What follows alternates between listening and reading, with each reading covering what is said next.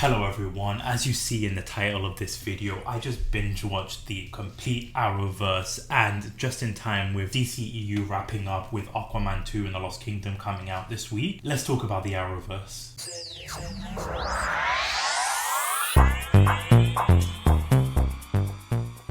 Now, before we get started, if you are new to the channel, definitely consider subscribing. I'm planning on doing a ton of binge watching series. Make your suggestions in the comment section down below what I should binge watch as well to make these types of videos. So I have got a couple of ideas roaming around. So this is the first, but it's definitely not going to be the last. So again, leave your suggestions in the comment section down below and subscribe to the channel so that way you're not missing out on that, because we also do tons of other things here. And when it comes to like this video, timestamps are going to be in the description down below of each show. Basically, the concept is I'm going to let you know if it's even worth binging this one particular series, let alone if you're worth binging the whole thing. And a little bit of background for doing this whole video in the first place was back in March, because this started in March. So I spent from March all the way up until basically December binge watching the Arrowverse, which is why I'm so behind in some movies and shows for this year. But once a Flash trailer came out, I wanted to watch the Flash series because I wanted to make sure that I understood all the Easter eggs, all the references, because I assumed that there might be some tie-ins when it comes to the Flash movie, that Ezra Miller Flash movie, of course. So I started watching the Flash series.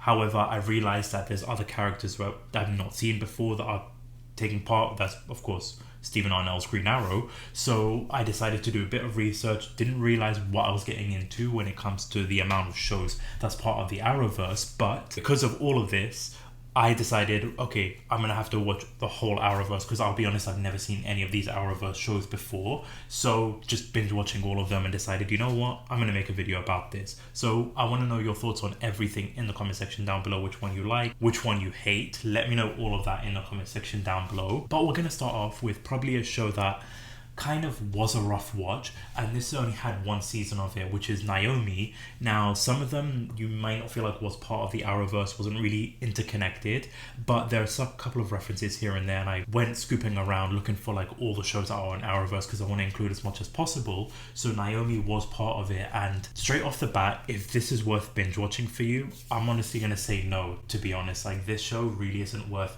binge watching whatsoever. In terms of like the non-spoiler aspect of it here, when it comes to the premise of the show, you've got this high school teenager who ends up developing powers. She's obsessed with Superman, which is that little connection that you get there. But the whole show just spends its time focusing on her getting powers, training, that kind of stuff.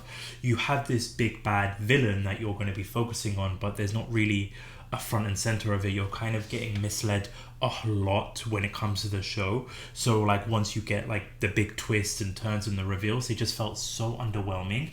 And then of course like the final episode, the big bad fight, really was underdeveloped and just was so underutilized as well. I believe that because this was like such a low viewed show, they decided to cancel it, but with the way they ended things, it just felt very anticlimactic too. So honestly, it was just not worth binge watching whatsoever. Even like the side characters too, some of them are there, then they disappear and then they reappear. It's just like, it just felt very messy when it comes to the plot. So honestly, it's not worth binge watching. Because in terms of the spoiler side of things here, like the whole final episode, you're like building up to the big bad of the show. That's, of course, I'm referring to Brutus. Like, you're building up Brutus as this big bad villain towards like the latter half of the series, and then once him and Noami like meet, and it's literally like a 5-minute scene with them and she's just able to fight him off, really was just so underwhelming. Like, you're building up this big bad, like this villain of the show, to then just have that sequence, have that scene, I felt like was so badly done.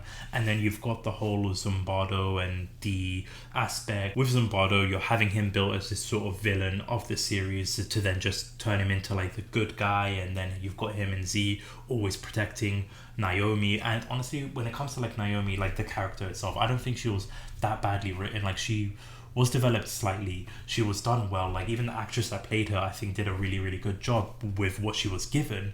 But then when it just comes to overall, in terms of the aspect of the show, I liked Z. He was a great character. Like, for me, he was probably the standout in the series, in the show. But then you've got like these other characters, and then the parents reveal at the end to being the ones that killed Naomi's parents, and it just felt very anticlimactic, underwhelming, poorly written.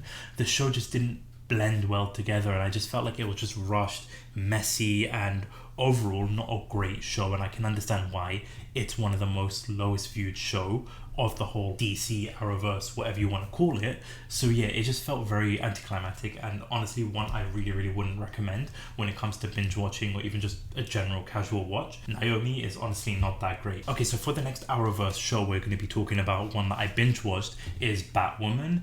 And right off the bat, if it's worth binge watching, I'm just going to say this right now, no, definitely not worth binge watching whatsoever. In terms of non-spoiler aspects when it comes to the show, because it's a 3-season show. The first season with the focus of Kate Kane and her family. The show is called Batwoman, and you're not really focusing on like the Batwoman aspect. It's a lot of like family drama in it. But then the last 2 seasons, like as you get to season 2 and season 3, the main lead, Ryan Wilder, I honestly just felt like she was so unlikable, and you just really couldn't get behind her. The whole aspect of like season 2 and season 3 really was just so poorly written. Season 2 for me is one of the worst seasons out of the 3. And honestly, the only standout, the only character worth even watching is Alice/Beth, who is in all 3 seasons. Her character arc, her story development is probably the only thing worth watching, worth investing in. But when it comes to every other aspect of the show, it was just so bad. The only decent side of things too was one of the villains in season 3, because you had like a lot of rogues gallery Batman villains in there, but it just wasn't taken advantage of properly. Lucius Fox, I think, was another standout. But other than that, when you have Batwoman as the front and center, as the main lead, as part of a story, it just really wasn't well handled whatsoever. So honestly, definitely not worth binge watching. Because as we get to like the spoiler side of things here, like I mentioned, in season 1, when you've got like Kate Kane and Alice/Beth, that family aspect, I think it was handled decently, but it's just a lot of like family drama in it. Like Alice as a villain, like I said, really was handled well, but it's just not really well developed and not worth being that invested in because of like the side characters too. Like even Mary, for example, Commander Kane, like Kate and Alice's dad, I don't know, just some of his decision making just baffled me. And when it comes to like the whole show in general, like the first 2 seasons, I felt like Commander Kane, if you really think about it, was either kidnapped, held hostage, or just making poor decisions realistically. Like he wasn't that commander that you would expect from like private army firm that he's got going on here. And then so the whole aspect, and then after season 1 finishes, I understand like background issues with the actress who plays Kate Kane, Ruby Rose. She just didn't want to take on Batwoman whatsoever, so essentially she decided to leave the role. So then season 2 is basically you just focusing on this whole aspect of Kate Kane. Is she dead? Is she alive? Her plane crashed, and just that whole aspect. It just felt so long. Like season 2 just dragged on for me for so long. And that whole like you want to have Alice be the one like trying to focus on trying to find Kate, and then towards the end like you get the whole thing of Kate is alive, but it's not Ruby Rose Kate Kane, it's like a different actress, and the only way they explained it was because her face has just been disfigured or like meddled and like created a new face, only for her then to leave in the end of season 2. Just felt was like a wasted plot, a waste of a whole season. Because then when you get to season 3, like yeah, it was a little bit more improved because you've got like the rogue gallery of villains in there, Killer Croc, Mad Hatter, and then even not the Joker per se, but like you've got another version of the Joker, which honestly I think was done well. But again, more family drama being involved, and like I said, Ryan Wilder was just so irritating with her decision makings, with the way she's like talking to everybody in the team. One thing that really pissed me off too is in the first episode of season 3 when she like breaks Alice out of prison, telling her that she's going to get her help, telling her that she needs her, only to then just stab her in the back multiple times. As a running theme in season 3, she just was really unlikable in the whole show, and I just couldn't root for her. That's just me, for my personal opinion anyway. Other people could be thinking completely different, but I, for me, just couldn't root for her. So Batwoman really was just such an underhanded, underwhelming show, and again, really not worth binge watching, not even worth checking out 1 or 2 seasons. Honestly, just skip altogether. Okay, now for the next show we've got here is StarGirl. I'll be completely honest with you, is this worth binge watching? I would say yes and no. StarGirl honestly did surprise me with actually how enjoyable the show is. However, it's got 3 seasons, 13 episodes each. So if you want to binge watch it, I would say honestly go for it, because you would have a good time with it. But I don't think this show is worthy of binge watching. I think you can just spread it out, watch it every now and then, watch it here and there, spread it out over a couple of months instead of doing what I did and just watch it back-to-back episodes back-to-back. But like I said, it's still honestly a surprisingly good show. Really well handled, really well developed. If you're not aware of basically what StarGirl is, it's about the Justice Society of America. They end up getting defeated way back when. So then you've got this girl who is the stepdaughter of Pat Dugan. She ends up finding the staff and she ends up becoming StarGirl. And so as the show is developing, you're getting her recruiting people to become the new Justice Society of America. And like I said, the writing in this was well handled. Like, you enjoy the characters in this and the way each character is developing, from how they're getting recruited to like what's going on throughout the show. So surprisingly, like in terms of the story elements, the story beats, I think it worked well. The villains, in terms of like the first couple of seasons, I really enjoyed. However, a couple of like little nitpicks when it comes to like, in terms of the show, if you're going in wanting the Justice Society of America, you're not getting that too much, because again, it's focusing on like the younger generation, which I don't mind to a degree, but I would have loved to see in the Justice Society of America. In terms of like the Arrowverse connection when it comes to this, because you do get Jay Garrick, who appears in the Flash episodes every now and then. He does appear in this show, so it kind of has that connection where all of this is taking place on his Earth rather than like the Flash Green Arrow's Earth. So that's sort of the Arrowverse connection that you do get. But in terms of the show itself, I feel like everything was wrapped up really well. Like the show, the characters were well developed. You've got that great connection between like the younger versions and the younger cast. But of course, for me, the standout was Pat Dugan. Like, I was surprised at how brilliant he was in terms of like his performances. Now, the whole time I was watching the show, his voice, his mannerisms reminded me a lot of Owen Wilson, and I genuinely did not put 2 and 2 together, because after doing research in time for this video, I did not realize that he was Owen Wilson's brother, and you could really see that connection there. But like I said, his performances really was a standout, especially towards like the 3rd season when you've got certain characters returning. I just loved what they did with him. But in terms of the spoiler aspects of this, like I said, you have some great character developments. Again, like you've got the Injustice Society versus the Justice Society of America and how that's handled. Only criticism I would say is that when you've got like the original Justice Society of America being defeated and killed by the Injustice Society way back when, to then just be defeated so easily by these younger kids who have little to no experience when it comes to combat battle and stuff, I felt that made no sense whatsoever. However, in terms of season 2 and season 3, I really liked the villain in season 2, and even establishing the other Injustice Society characters, and then also developing the other characters like the villains, like the Crocs for example.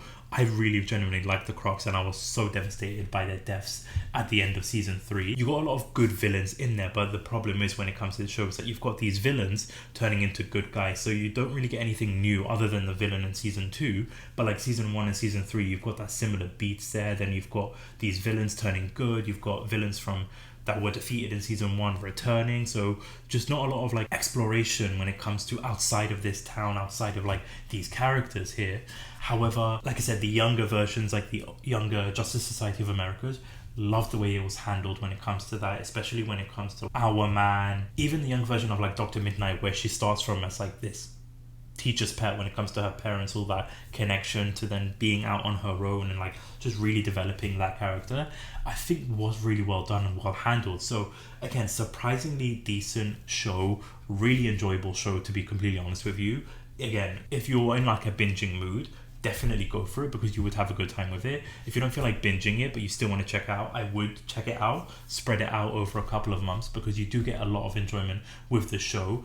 Again, not a lot of Arrowverse connections other than the Jay Garrick sequences there, but you do get a really great couple of moments and a couple of enjoyments with the show. Again, like the villains too, even like Cindy's character too, like she really was well developed in terms of how she goes from like the 1st season all the way to season 3, even at helping out an old lady across the street. Really was just insane. But let me know your thoughts in the comment section down below in terms of StarGirl, if you have seen it, if you did enjoy it, if you didn't like it, let me know in the comment section down below. Okay, now for the next show we've got here is DC Legends of Tomorrow, and I'll be completely honest with you, like, this show is just batshit crazy. It starts off with Rip Hunter recruiting people to save the timeline, and then by the end of it, you just got the most wackiest, wildest, insane storylines going on. If you're asking if this is worth binge watching, again, similar to StarGirl, I would say yes and no, because bear in mind too that you're getting a lot of different varieties of characters in the show, characters leaving, characters dying off, so you do get a lot of like different cast members. And again, if you don't mind the whole wackiness of it when it comes to the storyline, when it comes to even like the camera work and the cinematography, you would have a great time with this show. Like, it really did surprise me with how wild it got when, like I said, the first season is all about saving the timelines, recruiting these characters that you see in other shows like Mick and Snart to Jefferson and Stein, Sarah Lance. Like, you've got all these characters appearing in different aspects of the Arrowverse shows to now being recruited and being part of this collab of team. You do really get a lot of enjoyment with this show, and like I said, some of the new recruits in there really was enjoyable. However, like in terms of the conclusion of the show, because this isn't really much of a spoiler because I won't say what happened at the end of the show, but it does leave you with a cliffhanger, and because he cancelled season 7, we really don't know what's going to happen with it, whether they're going to even like pick up season 8 or if it's just going to be left the way it is. I'm kind of disappointed with that because I would have loved to see how they're going to go with that. But in terms of overall, when it comes to the show, a really actually enjoyable, surprisingly fun show. There are a lot of hits over misses when it comes to episodes and when it comes to seasons, but you would have a good time with it. I wouldn't recommend binging it because it's 7 seasons, so you will spend a lot of time with the show. But if you ever get a chance to check it out, I definitely think you would have a good time with it, because when it comes to like the spoiler aspects of it, like I said, you've got Rip Hunter recruiting these characters to go save the timeline from Vandal Savage, and like I said, trying to save the timeline, Rip trying to save his family. Season 1 is one of the strongest seasons in this whole DC Legends of Tomorrow. But then again, as you're escalating, you're getting characters like the death of Stein, for example, really hit home. Like, that was such a heartbreaking sequence because he brought such great element in it. Him and Jefferson together, I thought was really well worked. And you've got him, you had Snark dying in season 1, you had Raymond getting married and disappearing off of the distance there. So a lot of characters from like the original cast disappearing, even like Mick leaving after season 6 because he impregnates an alien woman. But like I said, it's like the wackiest show ever. So he's off like taking care of his alien baby. So realistically, the only standing member of them was Sarah Lance towards season 7, and Nate, because he came in season 2, was also part of like the original cast members. But then I feel like what really held this show back was like introducing these cast members, but then each of them felt like they had similar plot beats. Because for example, Zari, when she was first introduced, was this sort of unlikable character that you didn't really root for because she's just disobeying everybody, wanting to go off and do her own thing. So then she sort of gets that same plot. Then her brother, after he gets reintroduced to the cast, you're not really exploring him too much. He gets 1 or 2 episodes, but other than that, he's sort of a side character in there. Again, with Astra too, she gets introduced, but she has similar like attributes with Zari. You're not rooting for her too much, but then she eventually like warms you over and you do root for her. She's a strong part, especially with season 7. Her and Spooner do become like one of the strongest characters in the show, especially in season 7, like I mentioned. But then other than that, because the cast gets so big, like you're really focusing on Sarah and Ava as like the 2 main leads. Even like Gary, for example, he appears randomly in a couple of episodes. He goes off and follows Constantine, but then eventually he suddenly is an alien with 3 nipples. Like, I felt that was like just out of nowhere that Gary is suddenly an alien. But then I felt like in the earlier seasons, you've got like the great villains in there. So again, you've got Vandal Savage, who was probably the strongest villain in there, eventually leading to then Damien Dark and Thorn being part of it, to then Malice as well, and like having Malice be defeated by a giant teddy bear. Like, it's just, the shit that they do in this season was absolutely incredible. To then taking on like these witches and fairy tale creatures like the fairy godmother, for example. So there's just a lot of like wacky fun elements to it. Characters are similar in terms of like story beats, but then you sort of root for them eventually. And then once you get to like season 7 and you've got the whole cloning aspect and Sarah being impenetrable and having all these like clones and everything just going off on a wackiest adventure. I feel like they took advantage of the whole time aspect with the time ship. They were able to go to like different periods, even dress up in different periods, but they sort of spent more time in like the Western older time periods rather than exploring anything with like the future or anything like that. It reminded me a lot of Doctor Who, where they do stay on like Earth. They didn't get to explore any of like the other planets or anything like that, which I kind of understand why. But in terms of the whole show overall, you do get a really great enjoyment out of it. Like I said, with season 7, the way it ended with a cliffhanger, even like the introduction of Booster Gold in there too, I was disappointed at the way they ended it, and like there wasn't a renewal of season 8, because I would have loved to just go on this adventure with them, this wacky side of things here. But again, like I said, a fun watch, so I would definitely recommend this show if you're into like just having a wacky good time, turning off your brain just to enjoy it. This show is definitely for you. Okay, now for the next show we've got is the Supergirl show, and I was surprised at how much I enjoyed this show. I feel like the earlier seasons worked well and worked better over like the latter seasons, but honestly, like if this is worth binge watching, I would say yes to a certain degree, because like I said, the earlier seasons are really worth the watch. Like their performances, the villains, just everything about it worked really well. But then as you're getting towards like the latter seasons, I felt like it slightly dipped in quality, so I would be cautious in terms of like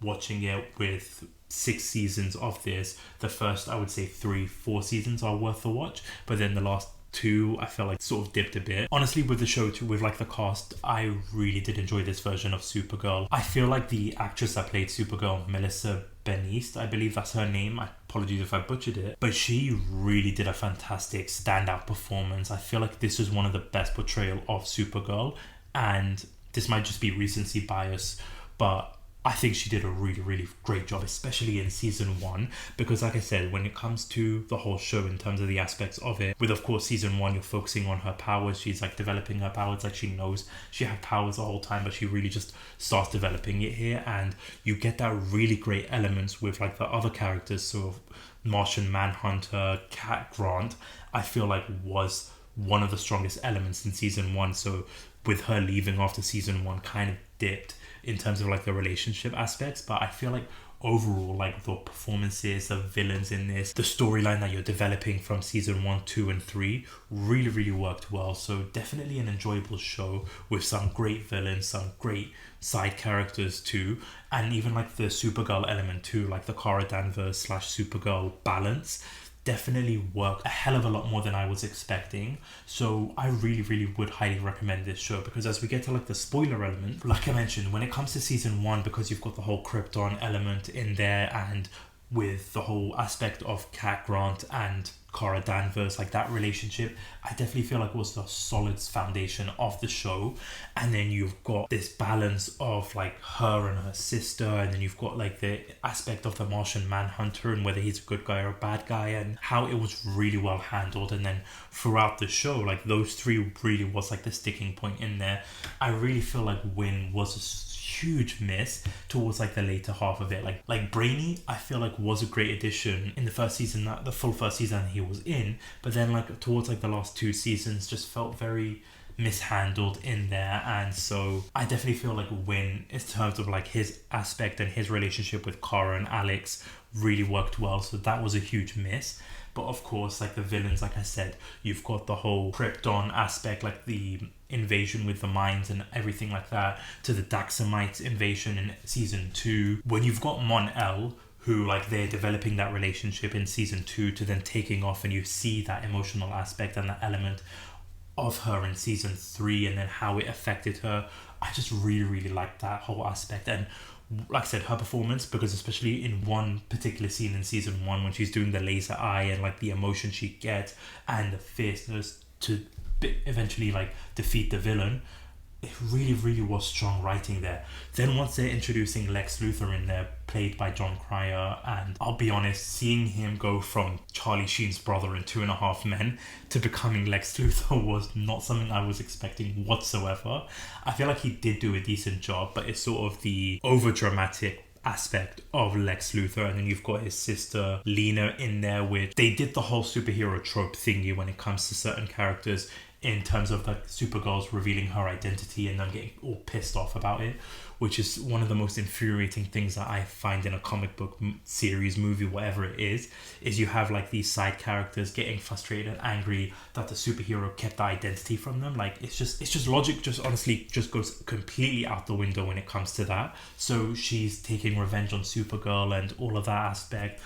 Lex Luthor did have a great part to play when it comes to Supergirl, and I really liked his scenes when it comes to the crossovers, which we'll get to eventually. But like I said, like in terms of like the latter seasons, I just felt like they weren't as strong as the earlier seasons, because even like towards like the later seasons, everybody just getting powers or becoming this hero, and like you're not having anybody that's just there as like the chair guy or anything like that. Everybody's just becoming a hero with this team. It just felt very not overwhelming, but just overbearing at times too. And so even towards like the later seasons too, it's just like a bit of like high school drama when it comes to certain like characters and their story arc going on, and there just wasn't a lot of like stakes being raised when it comes to this here. Of course, like William, who appears in like the later seasons, ends up dying by the hands of Lex Luthor, but then other than that, just like the stakes just weren't there as much as it was in like the first couple of seasons. So that just felt very underwhelming. And even like the finale too, I just felt like really was not as strong as it could have been with that final battle too. And even just like some of the lines and dialogue that was thrown in there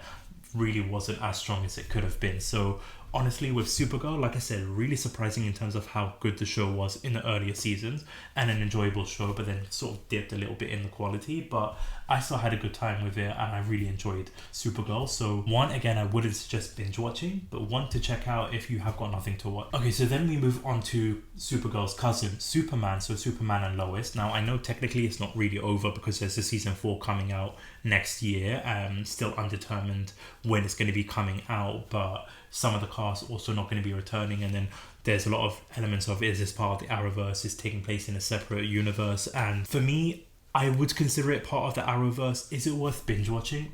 Yes, honestly, highly recommend. Yes, I'm wearing the Superman shirt to represent this show, only because of, I feel like the characters, Tyler Hoechlin, and I apologize if I butchered that name, I feel like he is one of the most underrated Supermans that they have done. Like, I don't see people talking about him as often because he is a fantastic Superman. He really embodies the Man of Steel. And what I really like about this show is how they focus on not just him like saving the world, going off and like battling villains left, right and center. It's like the father aspect of it too, how he's taking on these 2 teenage sons that he has. It's just so well handled, and really you feel that connection that he has got. You feel that relationship aspect between him and Lois Lane too.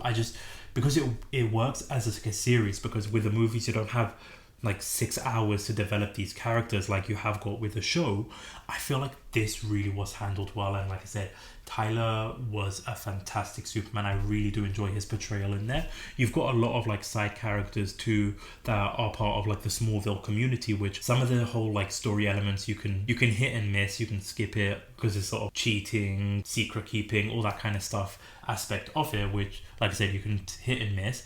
But in terms of the show overall, like the villains are great, the storyline works really well, the characters, just the way everything is working together, I really like that. And even like the introduction of certain characters, like for me, Lois Lane's father, Sam Lane, I feel like this is probably one of the most enjoyable versions of Sam Lane that they've done in any Superman projects.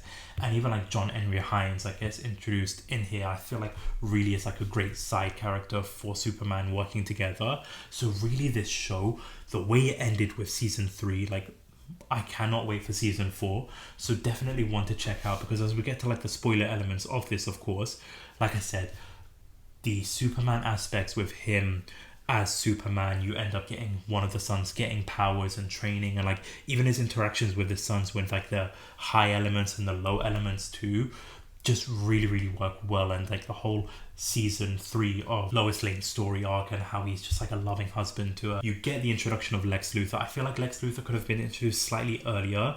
He was introduced maybe in like the last 2 episodes of season 3, so you didn't get too much of Lex Luthor, but again, a different version of Supergirl's Lex Luthor, so that kind of indicates that it is in a different world. However, John Diggle appears in this. They do get references of like the Arrowverse shows in there, like in like season 1. However, what I really do like is, like I said, the writing in this, because the side characters, like I said, you have got like some of like this family element with Lana and Kyle and like the whole cheating aspects and Sarah. Like the kids, I'll be honest, were kind of annoying with some of like the choices that they were making, and like the arguments that they were having with the adults just made absolutely no sense, and just typical childish complaints that they were getting. But when it comes to the characters, like in terms of like the battle sequences, like you've got like Morgan Edge or Superman's brother in season 1, and that whole battle sequence, the Earths coming together with Ali, probably like one of the weaker villains in terms of like the 3 seasons, because of course like season 3, when you've got Doomsday as that final battle, was just incredible to watch. In terms of visual effects, like I haven't really mentioned this when it comes to any of the shows, but the visual effects really wasn't as strong as it could have been. But in this whole final sequence was absolutely spectacular. And again, the way they ended it with, you've got Superman and Doomsday going at each other and just ending it like that. I'm so happy they're getting a season 4 with this. But I just really had a great time with this. I was seeing so many positives when it comes to this show, and I wanted to give it a chance, and I'm so glad that I did, because it really was worth checking out. So definitely highly recommend this show if you haven't seen it. And if you have seen it, what are your thoughts? Let me know in the comment section down below. Because as we move on to the next show, which is Black Lightning, now this one definitely worth binge watching. It's such a great show with so many great story elements in there. It's more secluded to the town that Black Lightning and his family is in, and there's not really too much connections with like the Arrowverse. When they do get the crossover events, you see Jefferson Pierce, Black Lightning appearing in the Crisis on Infinite Earth episodes, and then an episode with the Flash. But other than that, like you don't get too much of it, which I kind of felt like I wish I wanted more with Black Lightning taking part with like the other characters from the Arrowverse. I feel like that could have worked really well.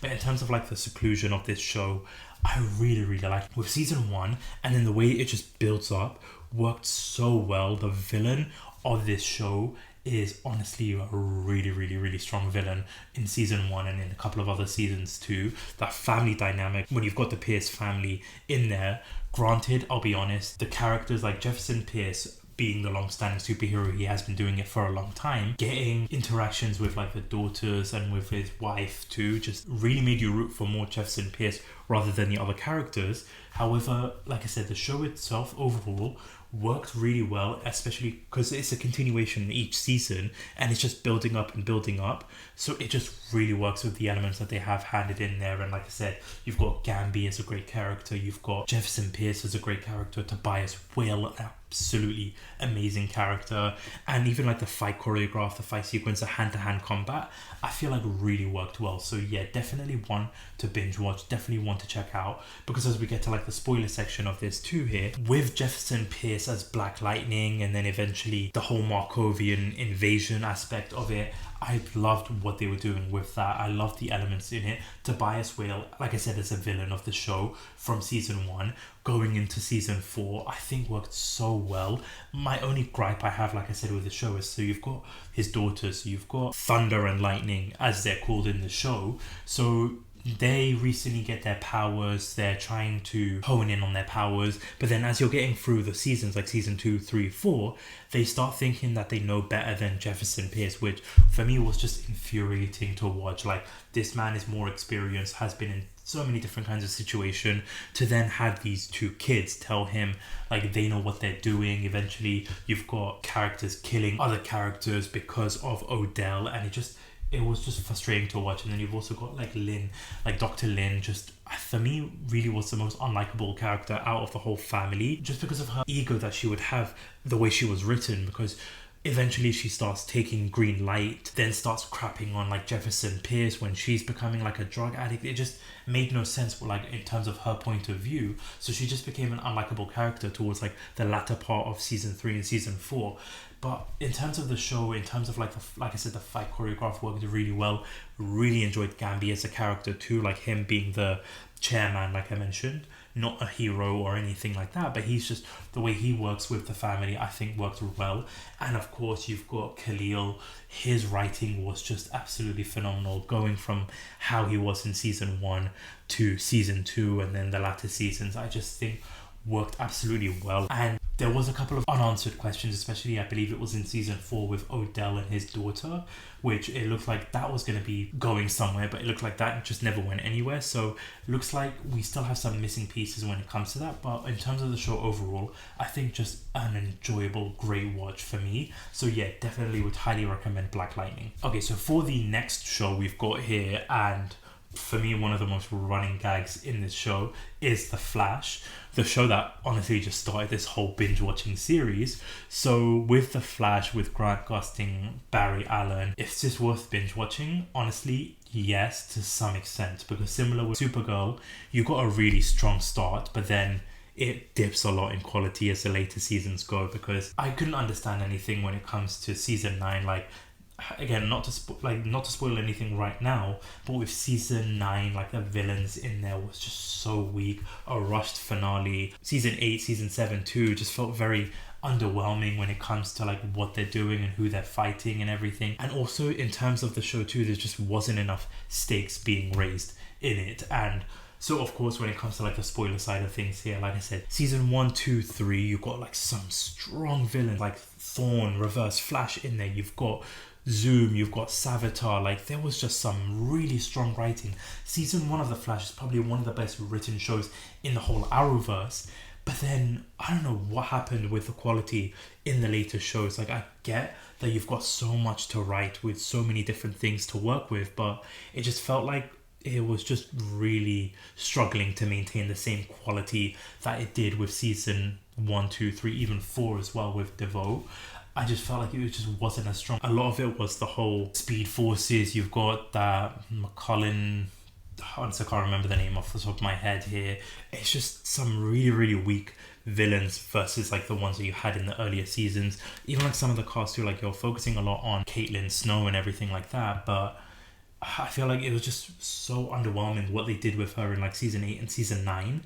And then of course, for me, the strongest element was you've got Cisco and Harrison Wells, like HR Wells or how many other versions of Wells.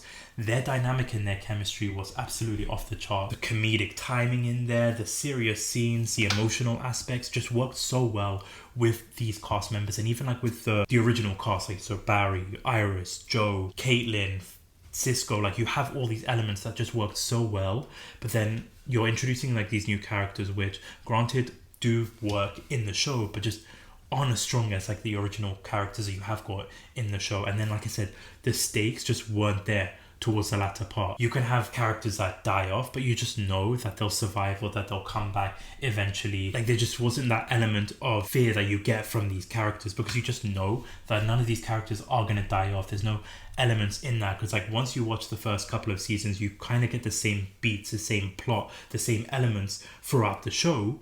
And so you just know what's going to happen. You just know they're going to defeat the enemy. There's going to be no stakes. There's going to be no lives lost. There's going to be no impact or anything like that. Grant Gustin does a fantastic job with what he's given throughout the show. And you really portray that emotion. And again, visually, not that strong when it comes to visual effects. But I just feel like some of the decision making too, like I said, Grant Gustin does a great job. But some of the villains and some of the people that he fights could have been avoided so quickly. Because rather than standing there and giving this whole good guy speech or trying to turn these people into good people, you could have just ran in there, handcuffed them, and then deal with it later, rather than just standing there and talking and letting these villains do what they want. There's just a lot of like plot holes when it comes to that. But I really, really like the Flash show. Definitely much better than the Flash movie of this year. I liked the show, but I just wish that they could have maintained that strong quality, because even like the finale, of course, in season 9, the way that they were able to defeat, like you've got all these characters returning, like Godspeed, Reverse Flash, Savitar, Zoom, all coming back, but with the way how strong they were in earlier seasons or when they did appear, to how easy they got defeated in that finale. Like you've got Barry Allen's kids also appearing in there, which I thought was definitely the stronger aspect in the later seasons. But like, for example, with Savitar taking on Nora Allen, the way she's able to just like phase and then just destroy him like that was just so underwhelming and anticlimactic. The way Caitlin was able to defeat Zoom was just so disappointing. So yeah, that whole element too really just was so underhanded and so underwhelming. So yeah, disappointed with how they ended things, but really enjoyed how they started things off with The Flash. So a show I really, really enjoyed. So again, let me know your thoughts in the comment section down below for The Flash if you have seen it. But we get to the show that honestly kicked things off with the Arrowverse, Green Arrow or The Arrow, and for me, this is probably one of the strongest shows with The Flash in the whole Arrowverse. Stephen Arnell's performance with this whole show, mind-blowing in terms of how amazing and creative it was. If you're asking if this is worth binge watching, 100% yes, 100% yes, worth binge watching. Because in terms of like the similarities when it comes to The Flash, it's got that same issue. The later seasons, like season 8, 7, 6, like those things, like don't get me wrong, like the villain in season 6, season 7 was strong, but the quality just wasn't there, especially in season 8. But the first like season 1 and season 2, for example, definitely one of the strongest. Like you've got The Flash, the first 2 seasons of Flash, the first 2 seasons of Green Arrow, one of the strongest written shows in the whole Arrowverse. And with the way it starts off with Green Arrow, from where he starts to where he finishes, was just enjoyable to watch. The villains in this show, amazing in terms of the stakes that they raise, the elements of what they're doing, why they're doing it. The hand-to-hand combat in this just really worked so well. So one, definitely recommend to watch. Really enjoyable show. Because as we get to like the spoiler elements of this, what they do with it, like you've got the villains like Damien Dark, you've got Deathstroke, like Slade Wilson probably is one of my favorite characters in the whole Green Arrow show. Malcolm Merlyn, Damien Dark, Slade Wilson in there, even getting Ra's al Ghul in there too. It just really worked there. And of course, the good guy side of things here, like John Diggle, Felicity Smoke, Roy, Thea, these characters, like you get a lot of darker elements when it comes to this show, even in terms of the color contrast too. So if you're comparing like the Flash versus the Green Arrow in terms of the color contrast, so bright and happy and daylight all the time when it comes to the Flash, versus Green Arrow is like the more tinted color when it comes to like the cinematography, and then the more nighttime versions, like darker elements with it, which I really enjoyed. And then also when it comes to like the stake, like certain characters, they die off, you knew you're never going to see them again, like Moira, like Oliver Queen's mother, for example. You've got Quentin who gets killed off, you've got Laurel Lance also getting killed off. But as you're getting towards like the later show, again, there's no stakes in there. You know that these characters just are untouchable here, and that's what really bugs me about this. And also certain like character choices and just the decisions of it, of course, like the new characters, like so you've got like a season where they're spending like these characters being ripped apart. So you've got like Curtis and Renee and Dinah, and honestly that season when they're just like arguing with like Oliver and Felicity and John was just so infuriating. Like so much drama with like these characters, just so much unnecessary drama with it. But overall with the show, it's such an enjoyable, great watch. And having Oliver Queen and John Diggle, like that chemistry, whether they're fighting or whether they're on the same side, just worked so well. So when they got to reunite in the Flash season 9 episode, I was smiling so much. It was just such a joy to see them reunite, because of course Oliver Queen dying in season 8 and being able to just reunite with John Diggle because he was not there for Oliver's death sequence both times, I think just worked absolutely well. And their relationships was just like the heart of the whole show. So yeah, a really enjoyable, worth watching show. So definitely, if you haven't seen the Green Arrow, if you haven't seen the Flash, 2 shows I would highly recommend, but be aware the later seasons really do dip in quality, but the first early seasons, like the villains were so strong to watch. Slade Wilson, keep an eye out on that, because that's one of my favorite villains in the show. So yeah, let me know your thoughts in the comment section down below for the Green Arrow, because I just want to briefly touch on the crossover events, because you had quite a bit of crossover episodes. Of course, the Crisis on Earth X, the Crisis on Infinity Earth. I feel like those were just so enjoyable to watch, but was so messy at the same time. It just felt like it was all over the place. I feel like they just didn't team up enough. Like I said in the Black Lightning aspect, I wanted to see more of these characters interact with one another, especially because they're in the same part. Because you've got Supergirl, Green Arrow, and the Flash is like the 3 trio, and their chemistry was off the charts for me. Like they worked really well. Barry and Oliver just their chemistry, their bromance really was so fun to watch. But then once the whole Crisis on Infinite Earth happened, they do this whole sequence of they all in a table, they're going to work together eventually more, but then you never get to see that other than that one episode off the top of my head with Black Lightning appearing in the Flash episode in season 9. Other than that, like, there wasn't really much more in terms of like interaction with other characters there, so that really was a letdown. But I really enjoyed the aspects when it comes to these characters interacting, because they just work so well with so many different personalities. There was some really great moments in there, but in terms of like the villains, or in terms of like the whole Crisis on Infinite Earth, for example, there was a really great cameo sequences in there with Smallville, with the Flash, like Ezra Miller's Flash in there. You've got lots of different like elements, if you're a huge DC fan, that you'll love with this. But other than that, it just felt really underwhelming at times. But I want to know your thoughts in the comment section down below. If you've seen any of these shows, what are your thoughts are about it? Let me know in the comment section down below. We are going to be doing a tier ranking, of course, for all the Arrowverse shows, since DCEU is wrapping up with Aquaman. So keep an eye out. There is going to be a tier listing video coming out soon. But if you are new to the channel, definitely consider subscribing so that you don't miss out on any future binge watching series we are doing. Thank you so much for watching. Thank you so much for listening. This is Wakia Reviews. Peace.